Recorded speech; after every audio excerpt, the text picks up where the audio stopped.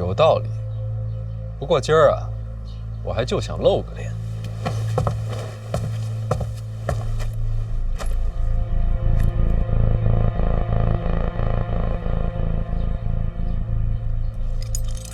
你就是范闲呀？听说抱月楼是被你小子给接下来的，能不能少说两句废话？你知道抱月楼是谁的产业吗？你小子没这个资格接，这是咱家殿下的产业，识相点，把楼给还回来。小爷我饶你一命啊！三皇子，我猜猜，他自个儿都不知道吧？这是想把抱月楼抢回来，在皇子面前长个脸？哼！你笑什么呀？你知不知道你这么做是害他？吓唬谁呢？把楼交了，你信不信？你不交这楼，小爷我今天就能让你死。不信？真不信小爷敢在这儿杀人呀？哟，兄弟们，上！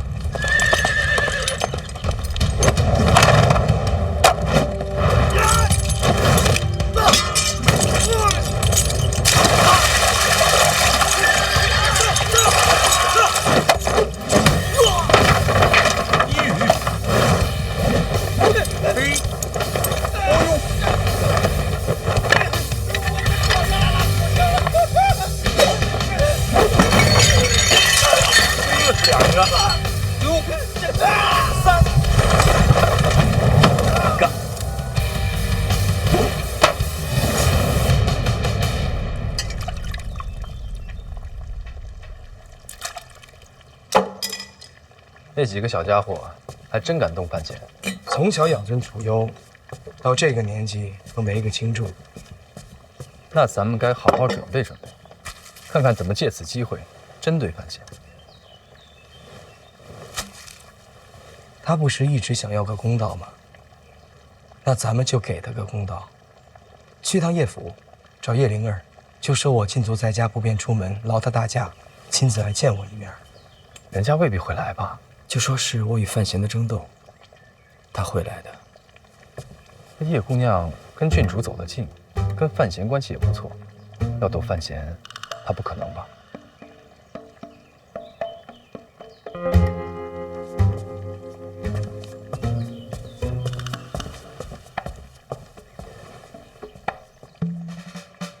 来点人，搬梯子。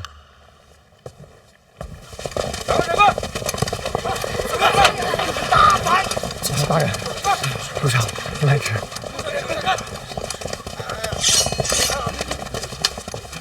这些人都认识吗？认识啊，这些个家中长辈都是朝中。你确定你认识？属下眼花了。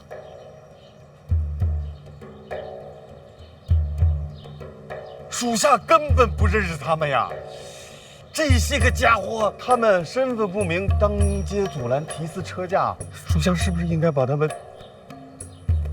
抓了？听你的。押回去。是。你们敢抓小爷，请去满门抄斩！各位，行行好，少说两句吧。闹事的都是虚大人，真抓呀！抓呀！然后呢？然后从他们身上搜些银子，把这店家给我赔了。臭崽子，下手没轻没重。咱家大人，胜吧，闲吧，去吧。这应该是二殿下的手笔啊，逼着您跟三殿下翻脸呢。我知道，咱不上当，回一处。好嘞，把严书交出来，驾！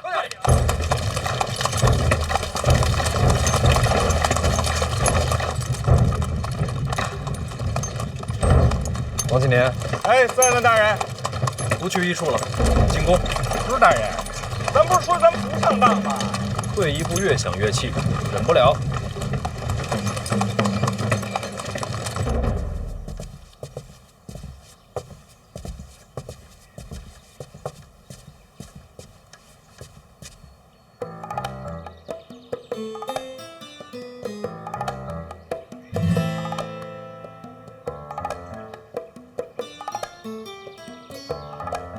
他上面干嘛？不知道。他平时都这么接待客人吗？不是。那我也要上面。不一定。殿下说也可以不用。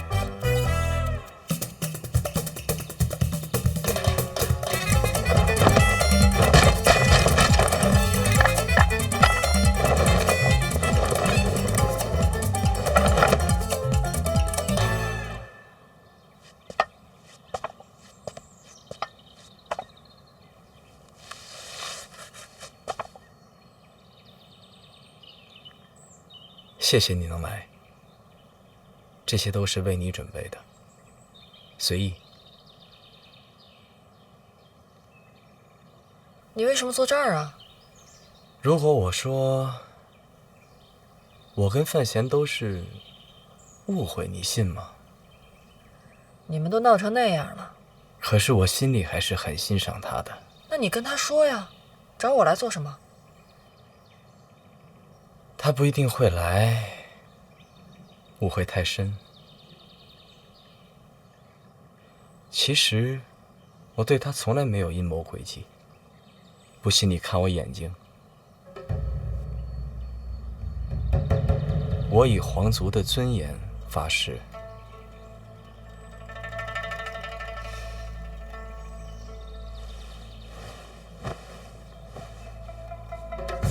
我能不能问一句？你为什么要跟我说这些？被逼无奈呀。那你倒是说说，谁这么有本事，敢逼皇子？陛下，我想远离纷争，他不让啊，在群臣面前说我贤德兼备。13岁封我为王，15岁旁听朝政，他不让我离开京都，给我机会结交群臣，广结党羽。你让太子怎么想？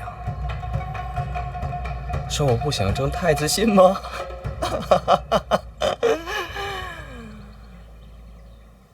我只能够一步步的往下走，到现在，如果想回头，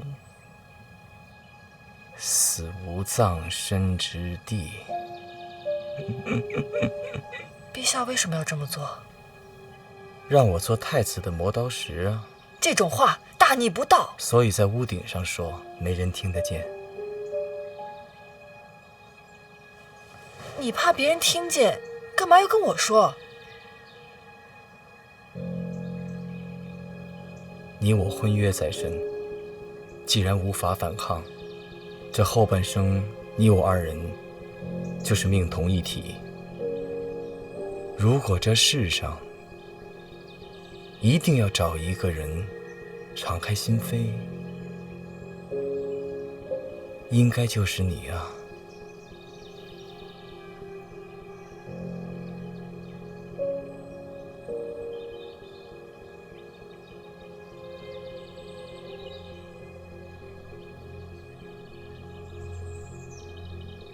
现在你应该相信，其实我对范闲没恶意。等，我有点乱。你跟你的未婚妻敞开心扉，是为了证明你和范闲之间的误会？这是不是哪儿不太对呀？如今我在禁足，怕是除了你以外，没有人愿意见我。所以呢？所以我想请你替我送一份奏表入宫。什么奏表？为国举贤。举谁？范闲。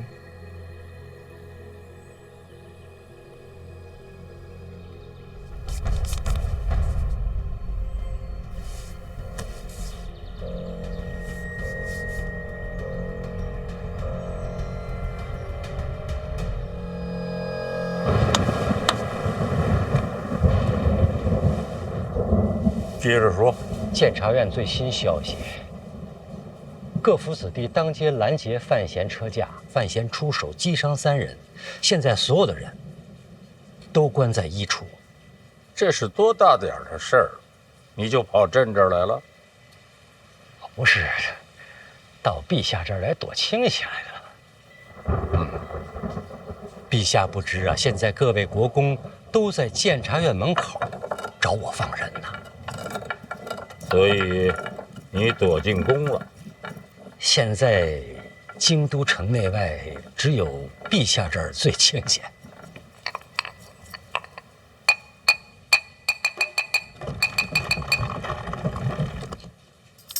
你躲什么呀？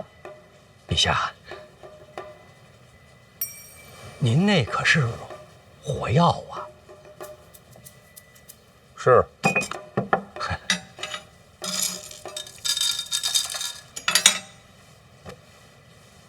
我问你，你们医处是不是不想放人？回陛下，抓人的是范闲，要想放人的话，也得找范闲才行。你们找范闲啊？范闲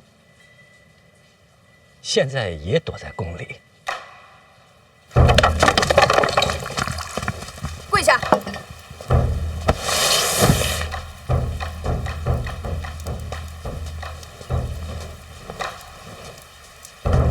你是抱月楼东家？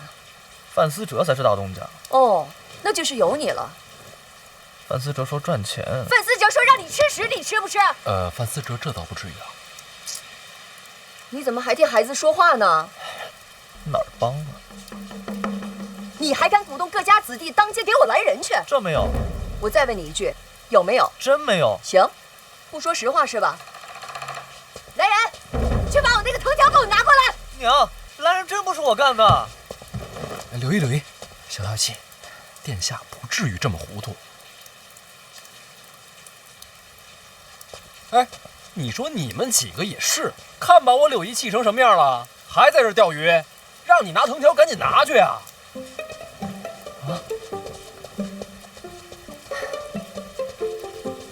我让你不说实话，你说不说啊？疼，不说是吧？哎呦，说不说？娘，哎呦，说不说？娘，别打！臭小子，整天柳姨消消气，看你还跑不跑？跑不跑？让你跑，让你跑！打死我！柳姨歇一歇。臭小子，叫你不听话。柳姨，喝口茶吧。真不是我，娘。臭小子！哎呦，别打！你先等会儿，等我打完他的。下雨天打孩子，闲着也是闲着。说不说？哎、娘，我真没有。柳姨，您要不还是钓会儿鱼吧？下人们都看着呢。我管他上人下人的，钓鱼是解闷儿，我抽他也是解闷儿。说不说？还说没有？还说没有？真没有啊！哎呦，臭小子！别打了，娘！哎呦！哦，动藤条了，真打了。你说咱们要不要去看看？晚了。嗯，打完了，这么快？最后还是范闲给拦下了。无趣，无趣呀、没有热闹可看了。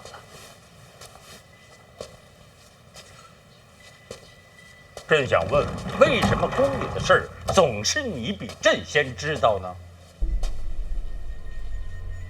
因为监察院就是陛下的耳目。看来赖明成说的一点都没错，监察院已经做大，无人能管了。说的没错，有道理。请陛下三思。三思？你总让朕三思。思什么？赖明成不管说什么都是错的，因为他是被陛下杖毙的。如果他说的都是对的话，你可真敢说。老臣忠心耿耿，知无不言。你就不怕有一天你和赖明成是一个下场吗？为国捐躯，不惧一死。得了吧，不去死。刚才你躲什么呀？陛下，这死亦有轻重之分。朕看最没轻重，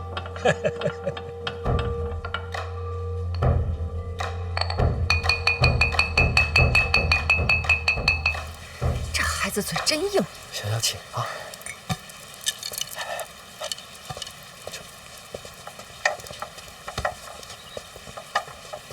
哎，这怎么拿走了？我还没打完呢。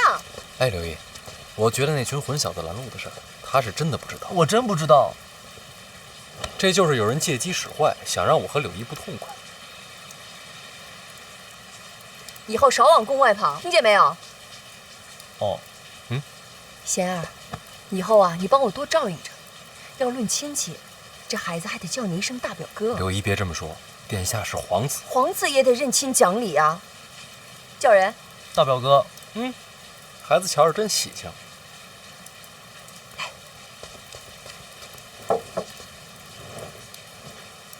堵你的可都有些家世啊。是，府上都有爵位。你都给抓了？都抓了。那可得罪不少人啊。不怕。傻孩子能不怕吗？官场就是人情世故。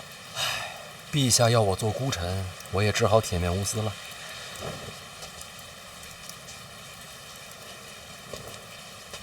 别出去瞎传话，听见没有？不敢。你也是，什么都敢说呢。外面不说，柳毅不是外人。这也真是难为你了。柳毅，这几日千万别让他出门，就怕别人还在等机会。你放心，我盯着，绝对不让他出门。那我走了。哎，不急，再多说一句啊，毕竟你是这孩子大表哥，还沾着亲呢。没事多来看看他，也替我管教管教。这瞧着不顺眼就直接打，怎么打都行。啊什么啊？我意思，表哥你以后常来啊。行了，打也打了，教训也记住了，起来吧。起来吧。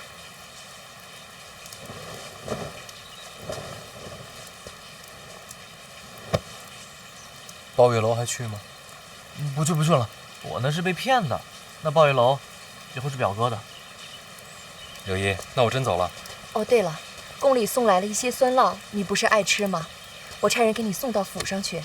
酸酪浓郁可口，柳毅有心了。留下吃个饭再走吧。别了，一堆国公等着呢。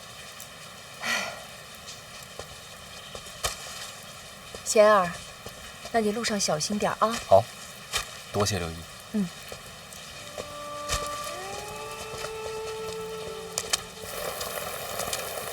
贤儿，慢点啊。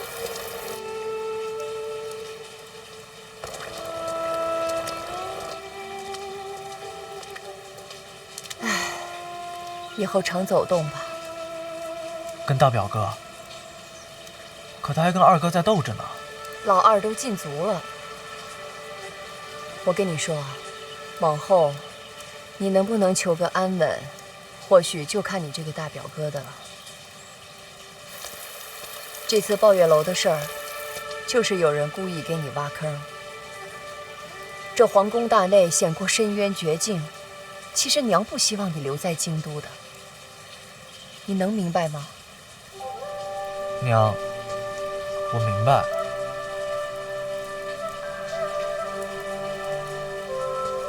刚才娘是不是打疼你了啊？疼不疼？不疼。不疼？不疼。这不疼哪能记得住啊？来人，赶紧给我来人，把那个藤条给我拿过来，快点！听见没有？把我的藤条拿过来，快点儿！臭小子，你赶紧给我滚回来！我告诉你，我今天一定打到你记住，听见没有？回来！气死我！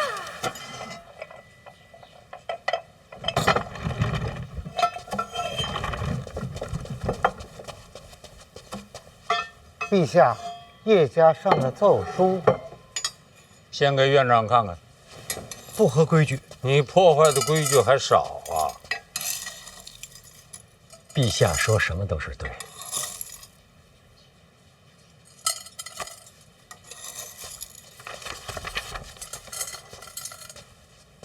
这是叶家和二殿下联名上奏。陛下，范闲继承庄墨涵书籍，文才经世，他们推荐范闲作为这届春闱的考官。对这个推荐信你怎么看？二殿下可是真聪明啊！刚刚进族就跟叶家联名上奏啊。叶家什么底呀？叶流云大宗师啊！这联名上奏，日后二殿下依然前途光明。他们的婚约是朕赐的，他再聪明也是陛下给的。你就看出这些？还有，二殿下跟范闲争斗之后，马上上奏举贤，让老臣感动。不谈人事，谈什么呀？朕在想，像范闲这个年纪，能主持春闱吗？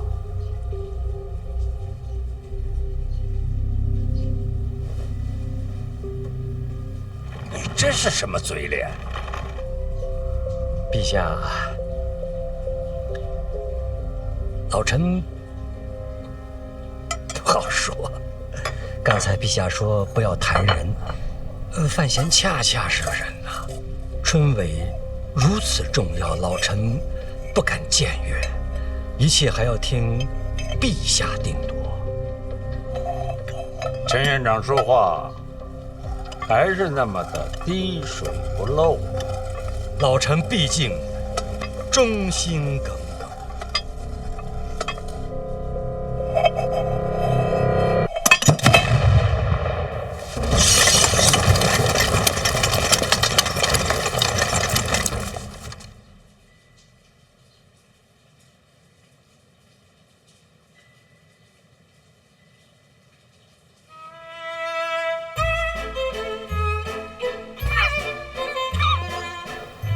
真诚啊！方公子，方公子，陛下口谕。这么巧，我刚准备走，陛下什么吩咐？陛下有旨，春闱将至，范闲兼任四品居中郎。此次春闱，监督胡明抄录。恭喜小范大人，这一届学子该称呼大人一句作诗。居中郎，这官名有点意思，陛下先取的？哪能啊？居中郎自古便有。那侯公公觉得这朝堂之中，我该居中吗？老奴哪懂这些呀？居不居中，不都得靠着陛下吗？多谢侯公公提醒。哎呦，严重了，哪招提醒啊？随便乱说。哎呀，您看我这也没带些碎银。哎呦，您可别开这个玩笑，不合适。再说我也不敢呢，是吧？口谕传到了。我回去伺候着了。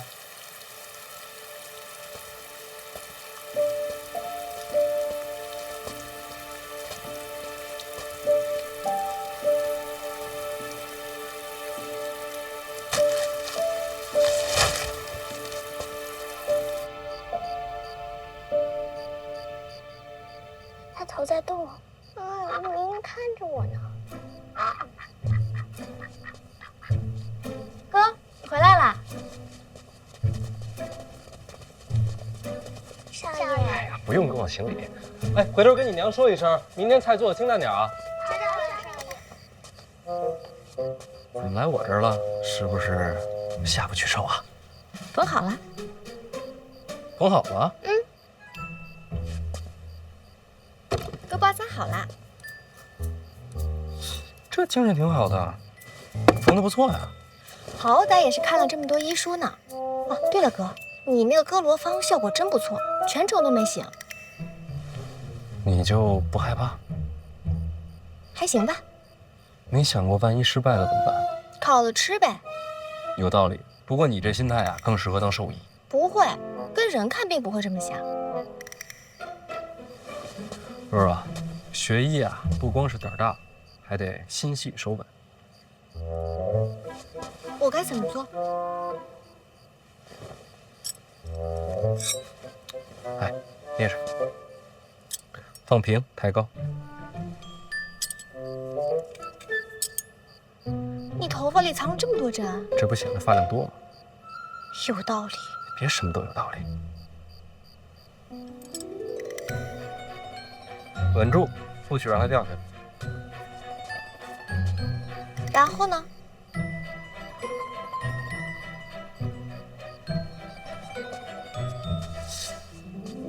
你别说，这手还真挺稳的。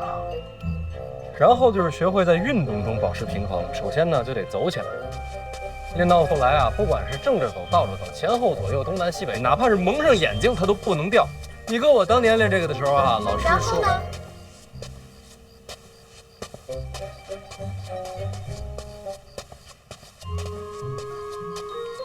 你是第一次练这个？对呀。手这么稳吗？是不是很有形意的天赋？算是吧。哥以前也练过？练过。也跟我一样，可以挑着针走来走去？差不多吧。啊，那个若，这不用练了。我跟你说啊，这个啊，这只是第一步，一些皮毛、最微不足道的雕虫小技。学医呢，还是得多读医书，五脏六腑的位置啊，人体穴位啊，都得记牢。然后呢，就是找一个水果。水果？对，拿着水果，不停地割开再缝上，割开再缝上，不停地练习。不光练手稳，也练心细。我记着了。现在要练吗？不急于这一时，咱们今天先到这儿。那我先走啦。哦，哥，我差点又智商盆地了。啊？嫂子要找你。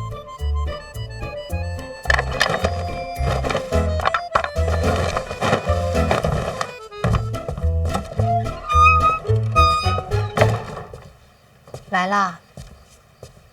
你猜到我会晚上来？范大人，你来我这儿，晚上比白天多。你这话说的，显得我不像好人啊。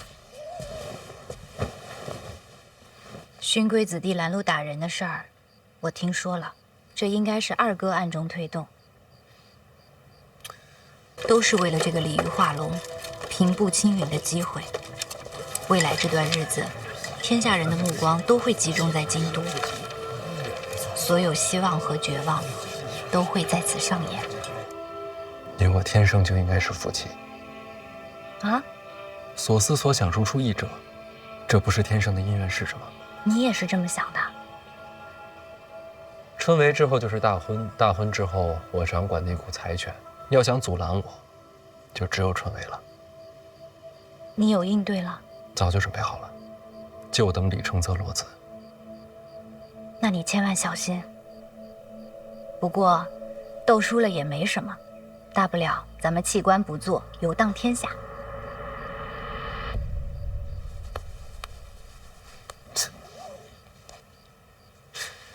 反正有你就行。别动手动脚的，羞坏了。那话说回来，我这看了半天了，你绣了个什么呀？鸳鸯戏水。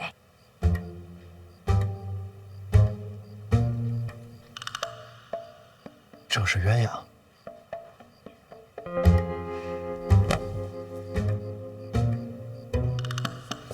其实真的挺好的，挺好的。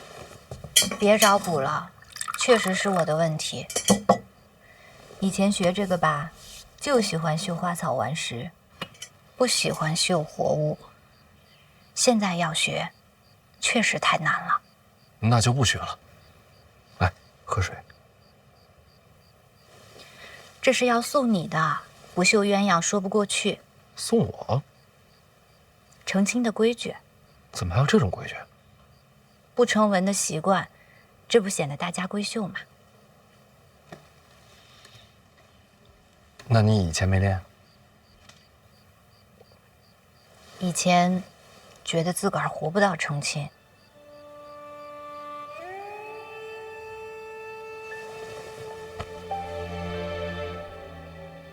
快了，春闱忙完就该成亲了。到时候一定绣成鸳鸯。为什么小的时候不喜欢绣活物啊？帕子里的东西绣得再好，终究是死的，就好像被困在里面了。我从小被关在宫里，染着病，无处可去，看见他们，就想到自己，心里别扭。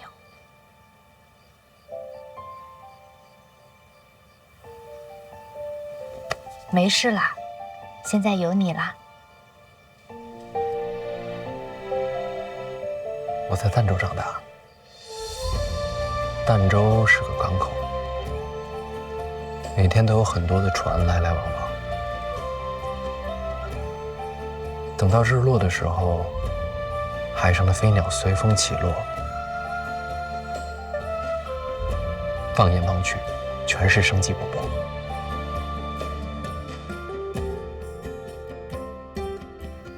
我从来都没有见过那样的景象。其实，我都没有离开过京都。成亲之后，我带你去看。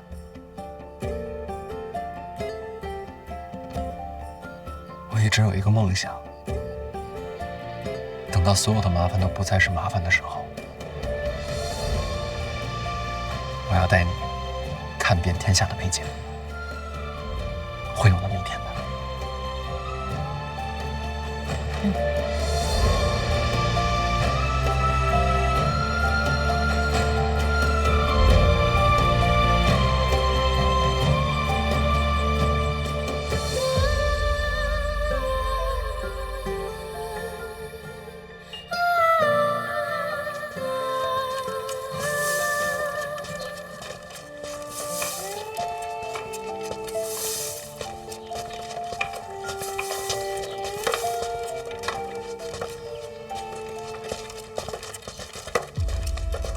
掌柜的，有空房了吗？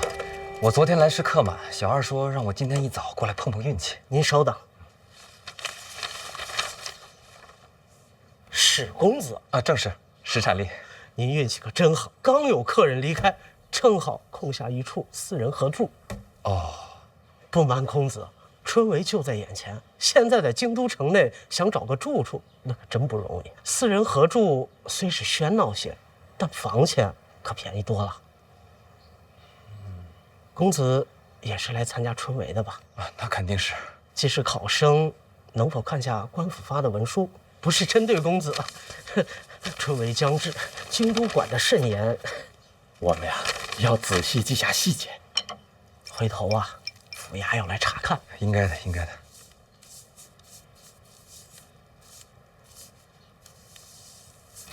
掌柜啊，有没有更便宜的？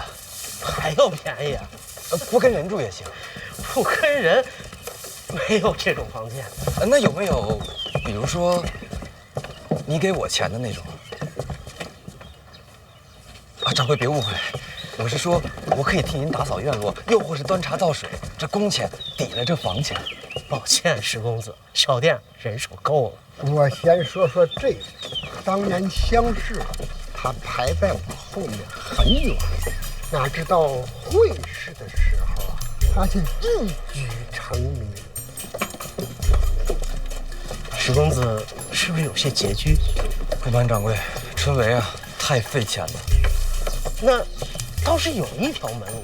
掌柜请讲。有一位大人主持本次春闱，石公子若是能找到他，或许能帮你一把。主持春闱是哪位大人？范大人，别来无恙啊！听闻范大人适才经世，别人都是惊讶，可在下不这么认为。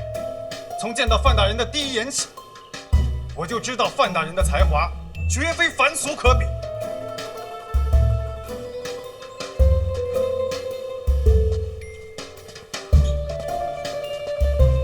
你谁呀？大人，我贺宗纬啊，咱们见过。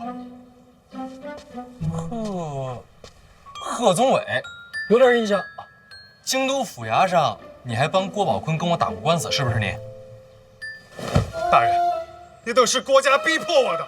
行了行了，别跪了，我只能假意迎合，其实我心中根本就不耻啊，大人。拉起来，拉起来。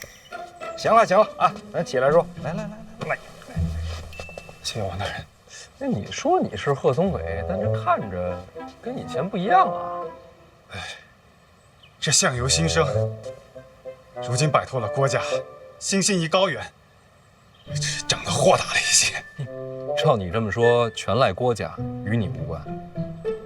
与我无关啊，大人。我这一直想着记录郭家的恶行，就想着有朝一日报与大人，为国除奸呢。那怎么也没报啊？这不是大人的动作太快了吗？这郭攸之都入狱了，而在下也逃脱了魔窟，这一切都要感谢大人。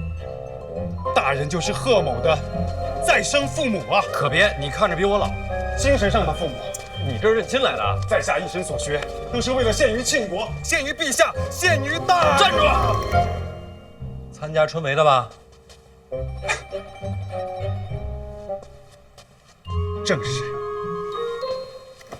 找我干嘛？拜师啊！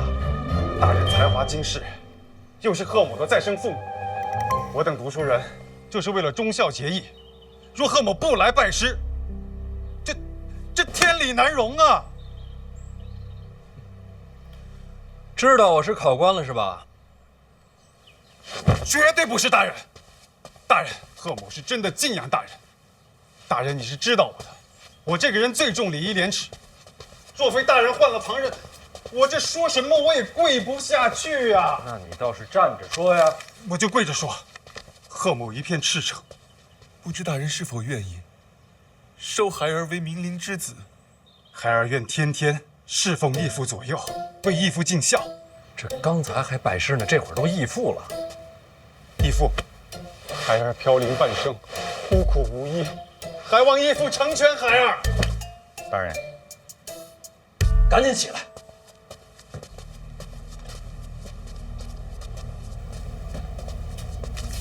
大人，医处刚送过来的密报，您还记得史家镇吗？当然记得，全镇被灭口那个。现在有活口了。史产地。史家镇被烧之前，他就来进京赶考了，所以他是整个史家镇唯一留下来的活口。昨天到了京都，按规矩呢，学子入住客栈，需要核实身份。邓子岳得着信儿，立刻就递过来。唯一的活口。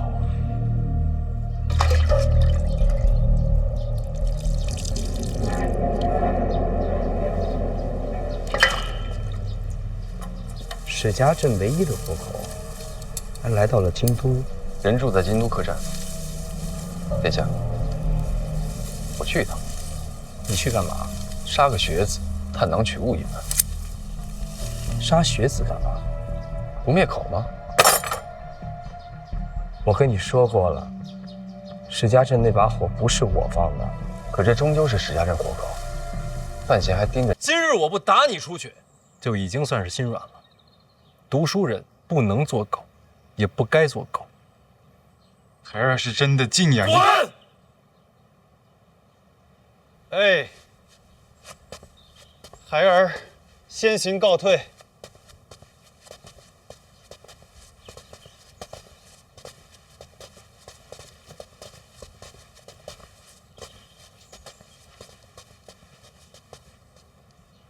这是来投教您呢。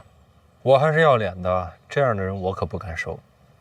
但愿天下读书人，不都是这般货色？这般货色呀，也是少见的。少年人总是昂扬的多。但愿吧。老王，咱们一会儿去一趟同福客栈，啊，见一见那位唯一的活口。史家镇上上下下无数冤魂，能否沉冤得雪，就看他了。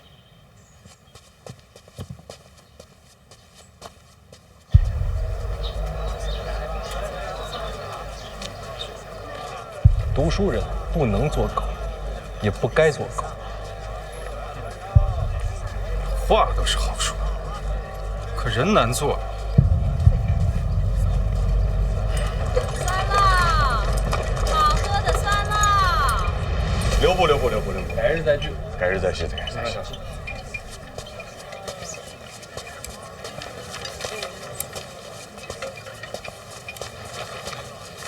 范公子来了，借一步说话。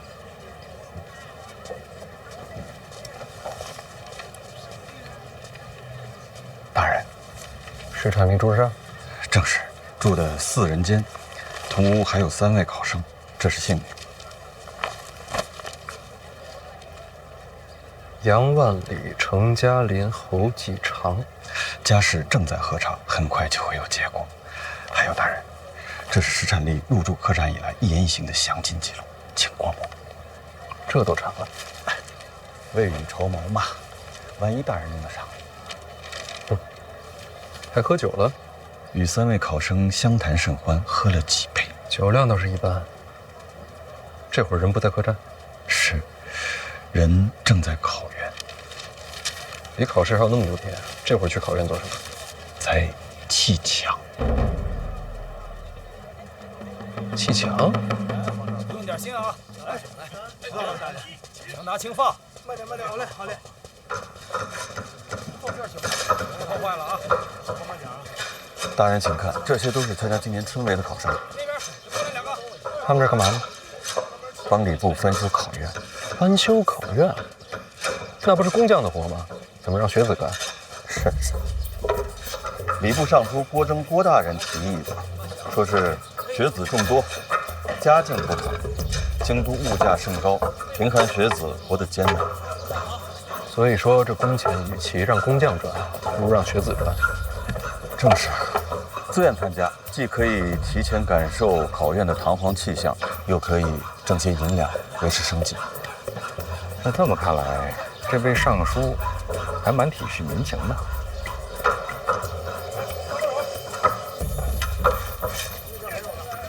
大人，那位就是郭尚书。这郭大人还亲力亲为啊！他怎么一动都不动呢？卡那儿了。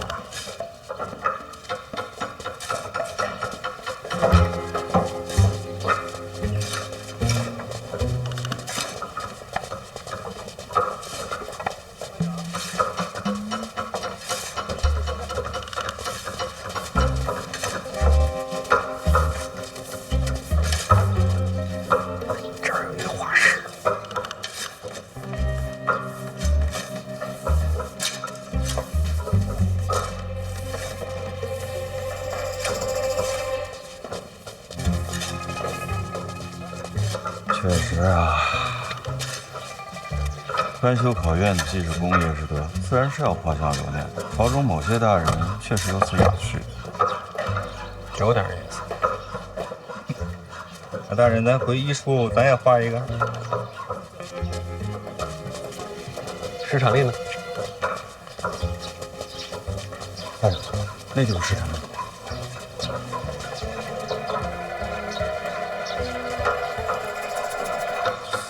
他这也是画像呢？这没看着有画师啊。部位倒是不严。部位自然护的是尚书大人，没人在乎这些学子。这边再过来2个人。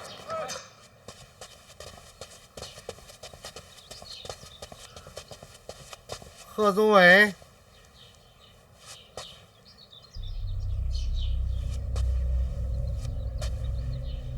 想不想入官场啊？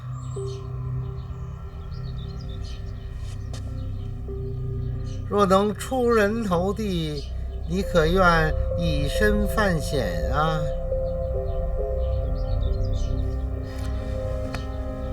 敢问阁下是？大家都小心点啊！好，谢谢大人。李兄，对，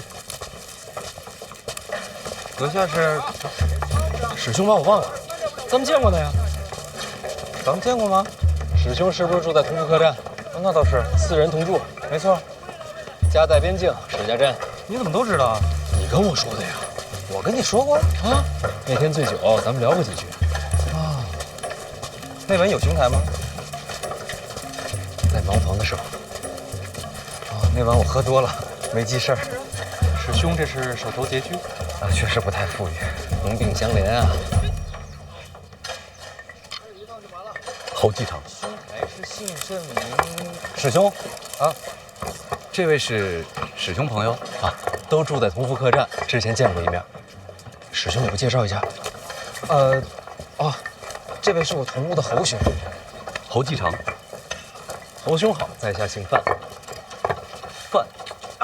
范兄好，同住一家客栈便是缘分。我是不是打扰到二位谈兴了？啊，那倒没有。就是刚才看见师兄一直握着手里的青砖在那发呆，不知为何呀？我也看见了。师兄啊，我来之前是怎么跟你交代的？大老远就看着你坐在那儿盯着2块砖一动不动。郭尚书就在那儿看着，就算是累了，也要装出辛劳的模样才好啊。我倒是不累，就是砖啊很奇怪。啊？砖怎么奇怪了？你看啊，这个是拆下来的旧砖，这一片是要换上的新砖。所以呢，新砖、旧砖，听出来吗？这旧砖听着像胶铁。铁，这是上好的金砖，金砖的价格极为昂贵，而这要换上去的新砖，都是非常普通的砖块。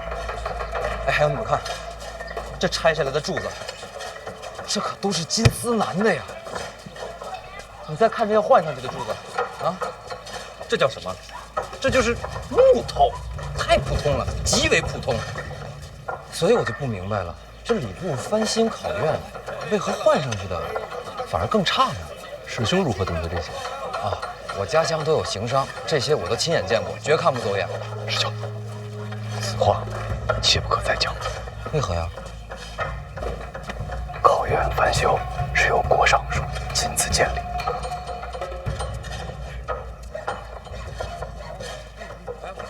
那就更该告知郭尚书，免得他被人骗了。此事与你我无关，最好视而不见。可是，相信我。你们两个，哎，为何视而不见？以次充好，说没有贪官作祟。我等读书之人，明德之理，怎可视若无睹？小声些。别见怪了，他俩老这样。你堵得住我的嘴，你堵不住天下这妖巫。算我求你了，听我把话说完。大兄，喝水。多谢。我给你介绍一下，这位是泉州杨万里，在家乡颇有名望，乡试名列前茅。我等4人啊，杨兄才学最高。杨兄，幸会。幸会。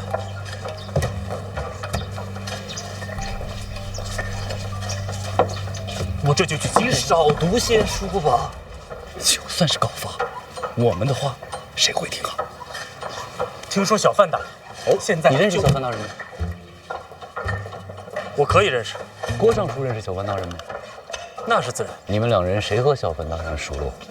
郭尚书。人家2人共同掌理春闱，要是早有往来，又当如何？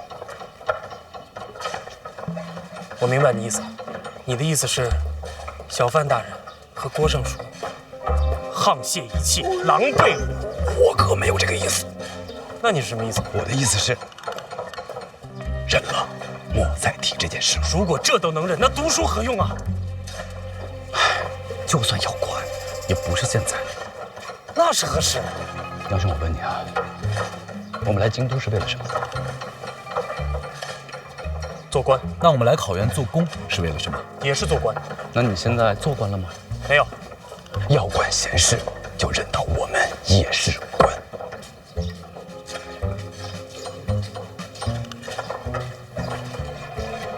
读书人何至于此？因为都是这般。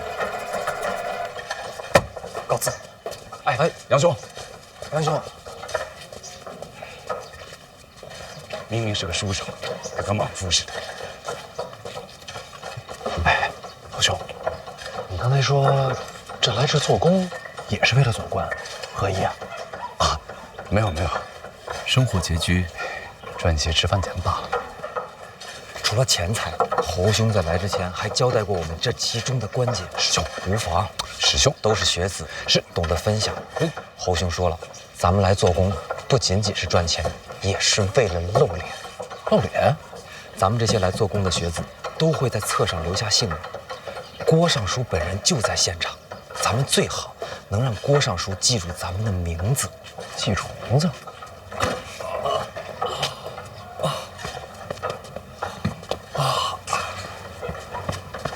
范兄，你看，这么多考试的学子，若能被记住名字，就等于留下了印象。到时候看我们的考卷，说不定就能多看一眼。还是侯兄想的长远。如若不然，我们这些人哪有机会上榜啊？春闱考的不是才学吗？才学没有用，我们身份低微。这跟身份有何关系？范兄有所不知啊，每年春闱有多少学子？怕是成千上万吧。可是每科取的人就只有那些。街巷满是传言，朝中大员挑几个，宫中定几个，太学再选几个，然后再选些名士，剩下的还有多少可选的？这还没考呢就选人了。那些有钱有背景的，先拜山里，一睹头效，将来都是同僚，那些大人物自然要提拔自家门生。那有什么用啊？到了考场上，不还是拼才学吗？有人关照，胜过文思泉涌。依你所言，这科举春闱，不就是给朝中的高官挑狗吗？杨兄慎言呐，小心身家性命啊！范兄也是啊，听我就好，别惹祸上身。考前内定，考场如过场，这不就是舞弊吗？本来就是。小声些。可我也在想，若真如此，为何无人告发呀？告谁啊？那唐章的，不也是个官吗？那公平在哪里？什么东西？公平啊！哪有这种东西？若没了公平，这春闱不就是场笑话？也许等我们金榜题名，就能改变这一切了吧？程大林呢？啊，问萧史料呢？我叮嘱过他了，不要乱说话。这想想啊，是真没意思。干活去了。师兄，谨言慎行。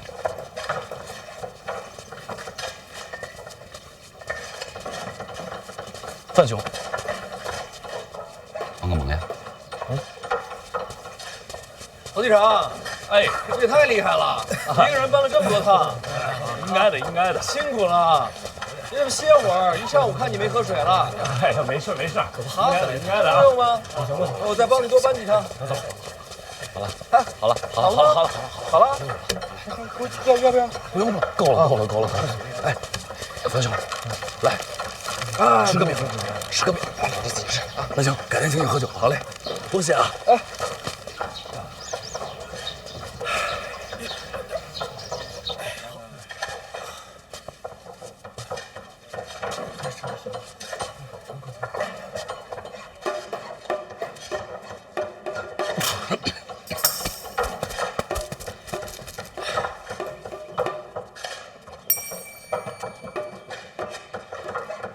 小范大人，郭尚书认得我。朝堂之上见过小范大人的英姿。那个，这次春闱郭尚书才是主官，可别喊我大人。小范大人前途无量，他日必将一飞冲天啊！小范大人怎么来考院了？路过也想见见郭尚书。郭某也早想结识小范大人。快走！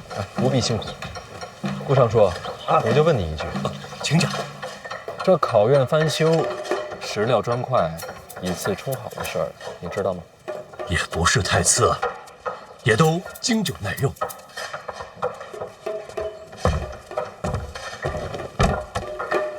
这么说，郭尚书都知情？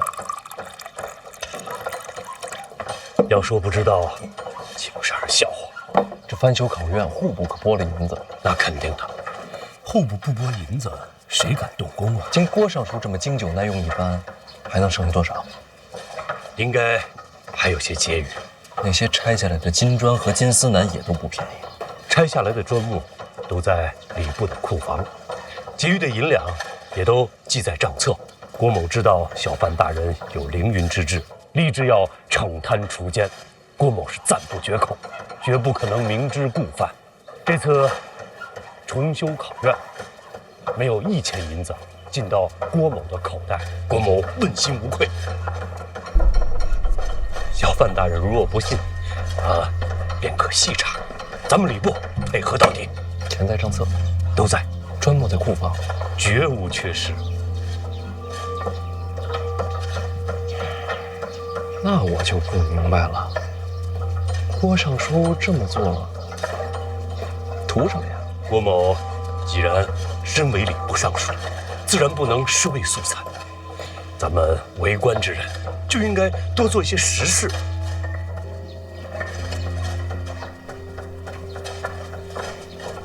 懂了，这翻修就是实事儿，实事儿就是政绩。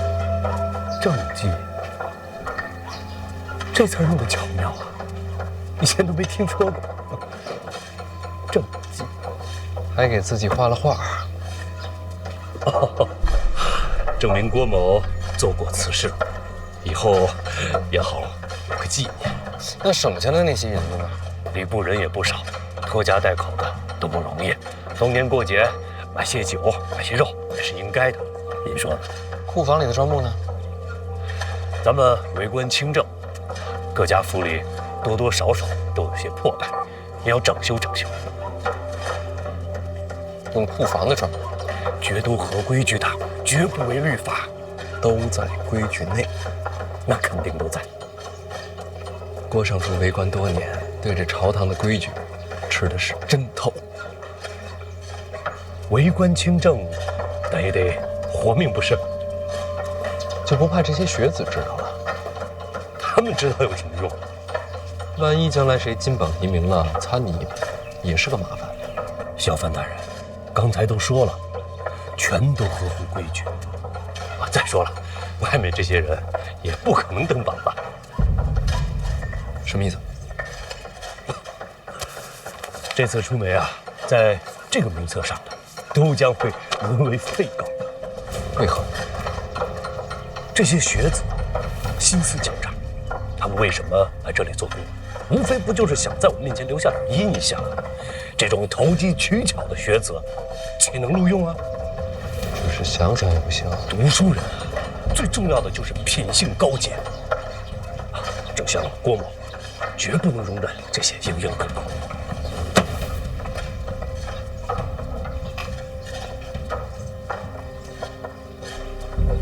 若非门外的学子有大人的门客，只是想给这些学子留条活路。小范大人，品性最重要。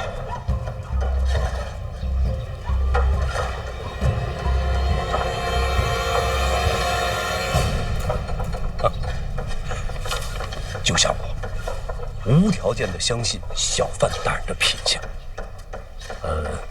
您想做什么？我没意见，按你的来。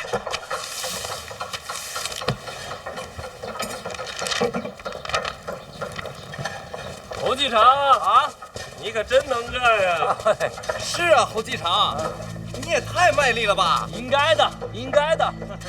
怎么那么厉害呀，侯继常？这来来回回好几千趟了吧？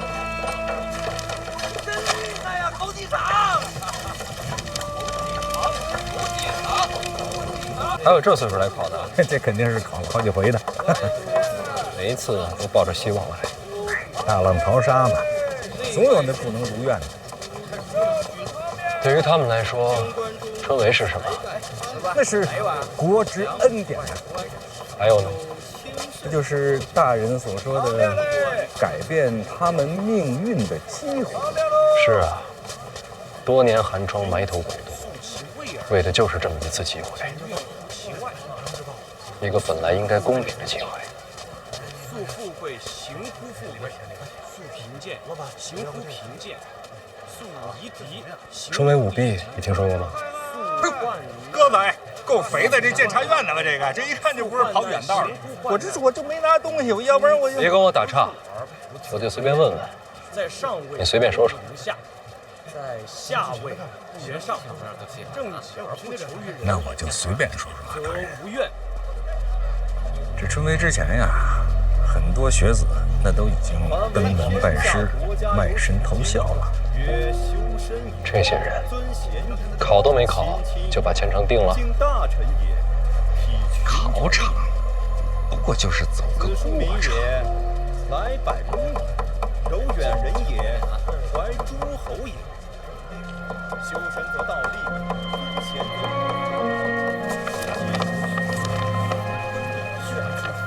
你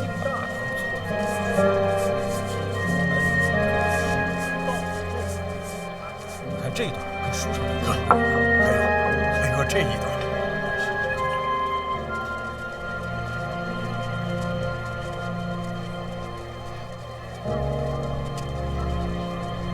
那他们呢？他们，哎呀，没这个命。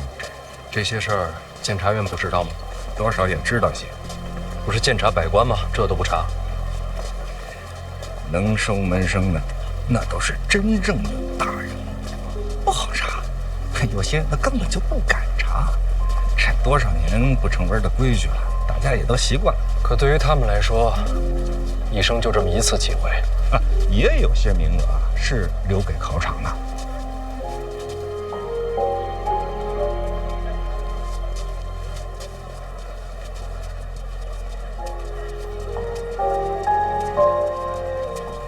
这不公平。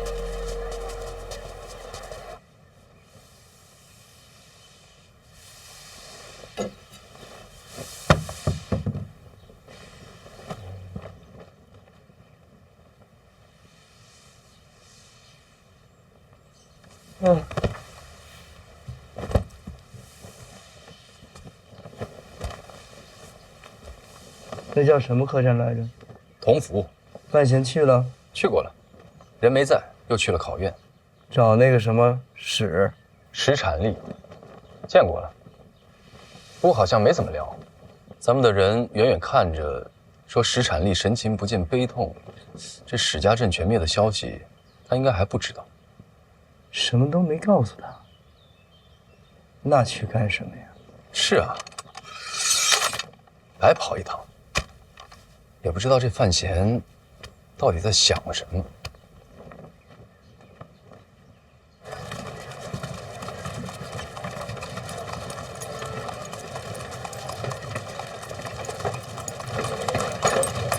大人，想什么呢？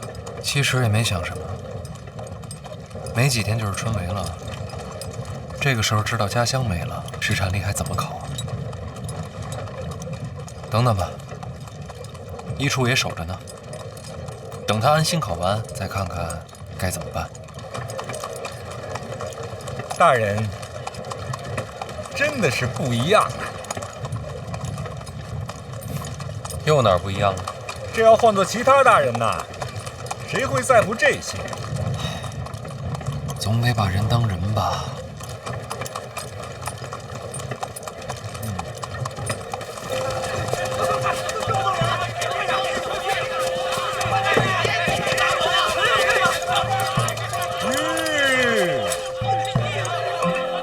到家了吗？一会儿下来看看吧。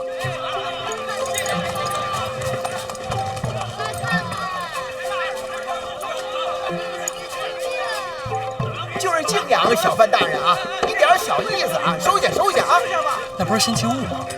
没错，好几位看着都眼熟，朝堂上见过，这会儿都穿着便服了。穿官服那不是不好看吗？我那点心意啊，都在里边写明白了啊！告辞，告辞。小范大人不收礼，不收礼，真的没有，你拿回去吧。真受不了，真受不了！又过来。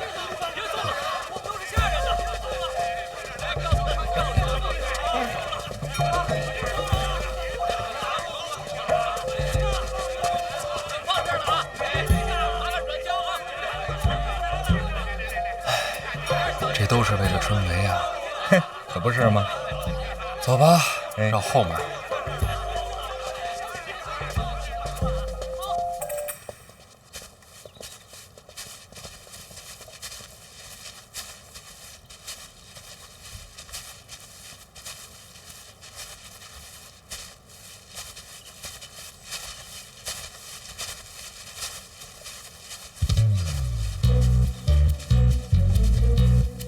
殿下，这不对呀，这范府怎么一个人都没有？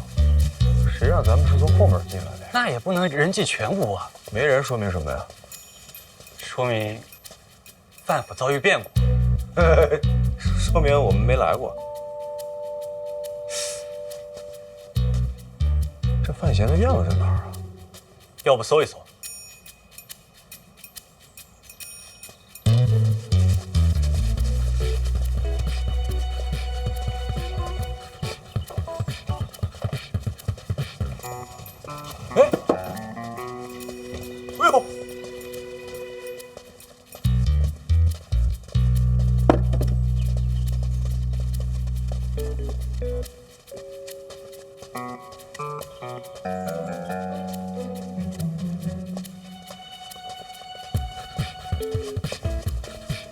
放这儿吧。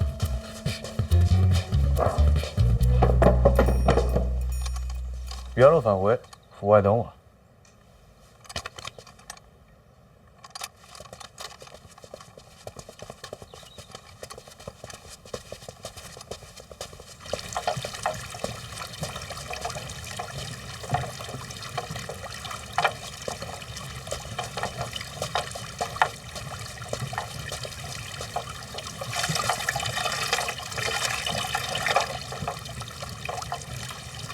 嘿嘿，哎呦，这转起来了。老爷，嗯，太子登门，你怎么把下人都给撤了？后门来的。前门后门来的不都是太子吗？你把人撤了也就算了，你也不去见一见？不是找我的，不方便见。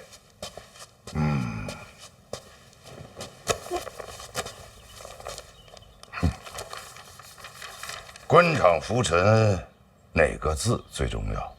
哪个字啊？稳。且扫门前雪，休管他人霜。与己无关之事，少掺和最好。哦，老爷，嗯，那太子亲自登门寻范闲，为了何事啊？还能有什么事？春闱将至，打招呼来了。那为什么走后门呢？自己好好琢磨。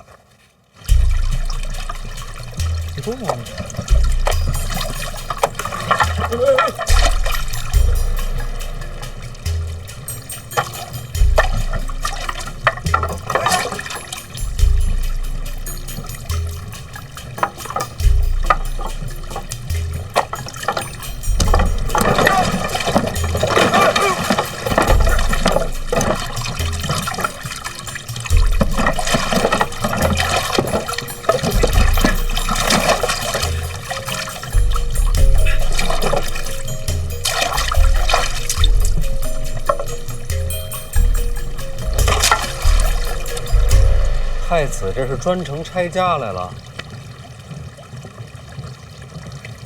范兄，对不住啊，刚才这东西他不转了，我寻思帮他一下，结果可能帮猛了。那什么，不行，我多少钱我赔给你吧。说笑了，殿下还是先上岸吧。好。太子什么事儿亲自登门啊？你想听真话还是假话呀？我都可以。我是来劝架的。我跟谁打了？你跟二哥斗成那样了，禁足半年，作为亲兄弟，我心里能舒服吗？不得来劝解一二啊！这是假话。还能再假吗？那真话呢？真话呀。哎，来了！有人喊他吗？心诚则灵。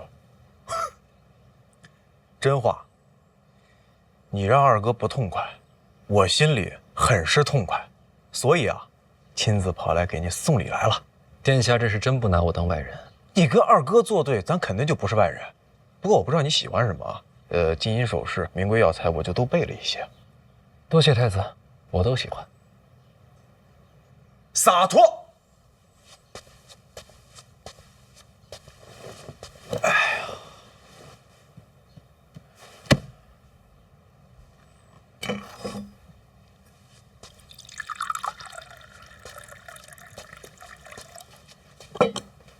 太子殿下不是专门来送礼的吧？主要是送礼。主要啊，还有一点小事。有多小？几个小小的名字。春闱使胡明、超路是由你监督的吧？到时候这几个名字帮我扫一眼。殿下是想要我做什么？什么都不用做呀，超路的时候什么都不用做就足够了。也没什么别的事儿了，我先走了啊。本来啊，这都是我下边人过来送的，后来我一想，咱是自己人，我也想你了，就亲自过来了，也显得用心。殿下真是用心了。哎，史家镇有活口啊，这都听说了。这事儿跟二哥走私有关系，我自然惦记在心里。后来怎么样了？那人是个考生，暂时没说，想等着先让他考完。按你说的办，我先走了。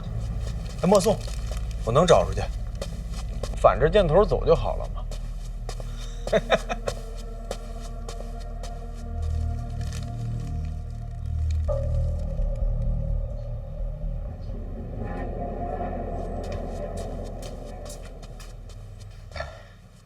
大人，林相府遣人捎信儿，请您挪步登门。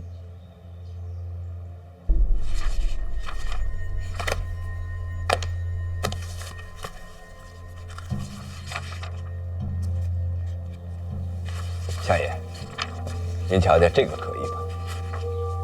可以。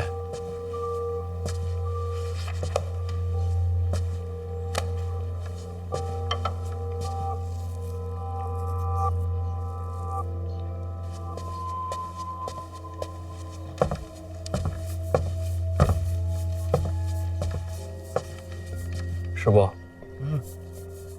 不必拘礼。来，你帮我看看。啊，哎呀，这最近胡子白的有点多啊。是有些。啊。哎，要不你帮我拔几根？我拔。啊，自己不好动手的，疼啊。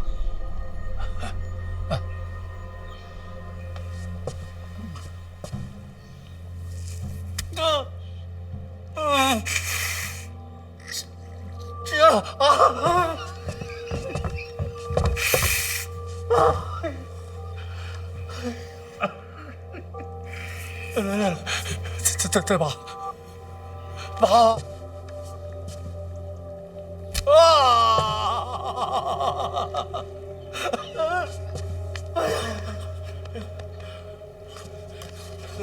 再拔！拔！不拔了！师伯，也不至于这么疼。哎呦，我是吃不了苦的，我更怕疼啊！怕疼剪了不就完了吗？剪了还长，拔了治本啊！哎，今天就拔到这儿吧。啊，相爷，此人身世清白。可以。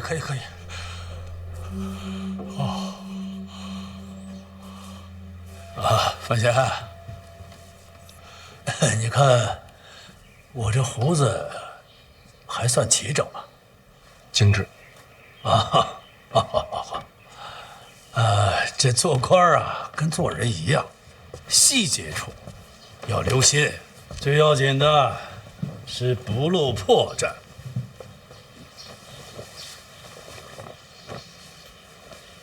师伯，这是要干什么？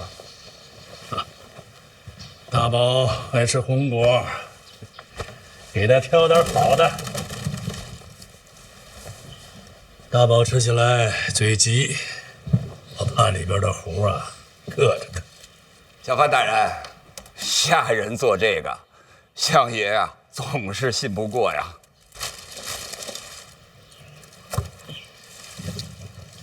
太子找你了？传得这么快？给你送名单？是。他说胡明抄录的时候，我什么都不用做。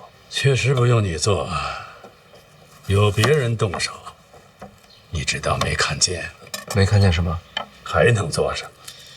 能选定的人，金榜题名。